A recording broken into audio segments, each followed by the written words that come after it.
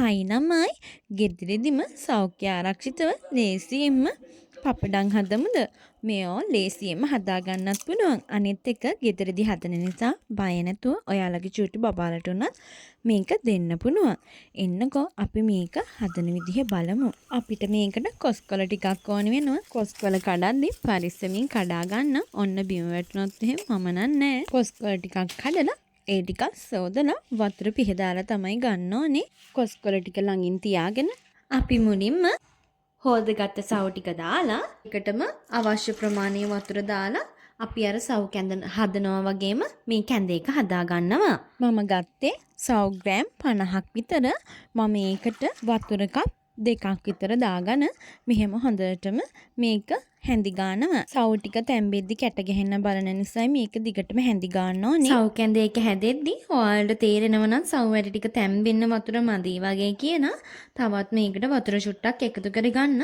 සව් කැඳ හදනවයි කිව්වට අපි මේකට පොල් කිරි නම් එකතු කරගන්නේ නැහැ. මම තව වතුර චුට්ටක් එකතු කරගන්නවා. මොකද මගේ සව් කැඳ එක හැදෙන්න වතුර මදි කියලා වගේ හිතුන නිසා.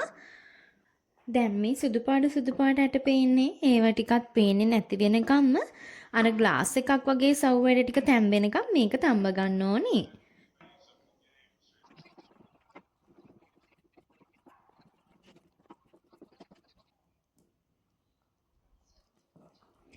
අපේ සව් එක දැන් තැම්බීගෙන ඉවර වෙන්න තමයි යන්නේ. මං ඒ අතරේ මේකට ලුණු ටිකකුත් එකතු කරනවා. ඔයාලගේ රස අනුව ලුණු දාගන්න පුළුවන්. ලුණු වැඩි කරගන්න නම් එපා.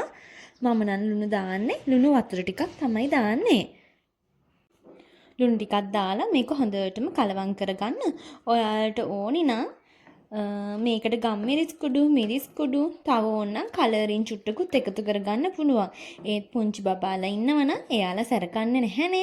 එහෙම වුණොත් මේක ඔක්කොටම කන්න පුළුවන් විදිහට මිරිස් කුඩුවත් ගම්මිරිස් කුඩුවක් දාන්න නැතුව හදා ගන්න. ඊට පස්සේ මේක හදලා ඉවර වෙලා අපි මේක බදින වෙලාවට අපිට ඒ දේවල් ටික එකතු කරගන්න පුළුවන්නේ. මේ බලන්නකෝ. දැන් අපේ සව් එක හොඳටම තැම්බිලා තියෙන ඔයාලට පේනවනේ.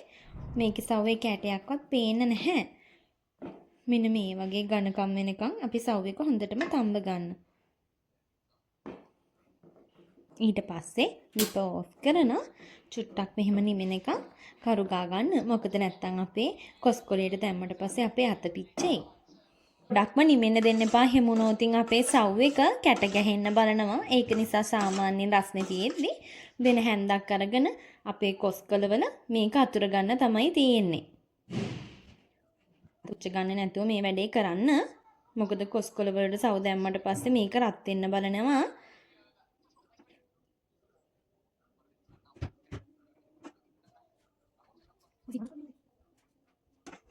මෙන්න මෙහෙම අතුර ගන්න තමයි තියෙන්නේ.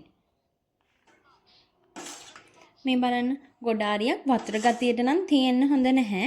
එහෙම වුණොත් කොස්කොලේට දාද්දි හරියට හිටින්නේ නැහනේ. වතුර ගතිය ගොඩක් වැඩි වුණොත් හොඳටම කරුගග වතුරක හිඳව ගන්න. මම ඉතුරුන අන්තිම සව් ටිකට ඔයාලට පෙන්නන්න කලරින් ටිකක් දාලා ඒකෙමුත් ටිකක් අතුර ගන්නවා. කලරින් වෙනුවට ඔයාලට කහ පාට ගන්න කහකුරු ටිකක් හරි නැත්නම් රතු පාට හදා ගන්න බීට්රූට් ජුස් ටිකක් හරි එකතු කර ගන්න පුළුවන්. මගේ TikTok යාළුවෝ නම් දන්නවා මම වැඩිය කලරින් එකතු කරන්නේ නැතුව තමයි මේක හදන්නේ. බීට්රූට් ජුස් දාලා ඊට පස්සේ මේ දේවල් අතුරගෙන අපි මෙහෙම අවුවේ දවස් 2ක් විතර වගේ වේල ගන්න ඕනේ. තදම අවුව තියෙනවා නම් එක දවසක් වේරුණත් ඇති. නැත්තම් දවස් 2ක් වේල ගන්න ඕනේ. මේ තියෙන්නේ මම දවස් 2ක් වේලලා ගත්ත අපේ පපඩම් ටික. මේක ලස්සනට කොලෙන් ගැලවෙනවා. හුලං වදින්නේ නැති වෙන්න බොක්ස් එකකට දාලා තිබ්බොත් ඔයාලට මේක මාසයක් වුණත් තියාගන්න පුළුවන්. තෙල් පොඩ්ඩක් දාන අපි පපඩම් බදිනවා වගේ මේක බැදන කන්න ගන්න තමයි තියෙන්නේ. අඬෙන් පපඩම් ගේන්න නැතුව ඔයාලත් මේ විදිහට ගෙදර හදලා බලන්න.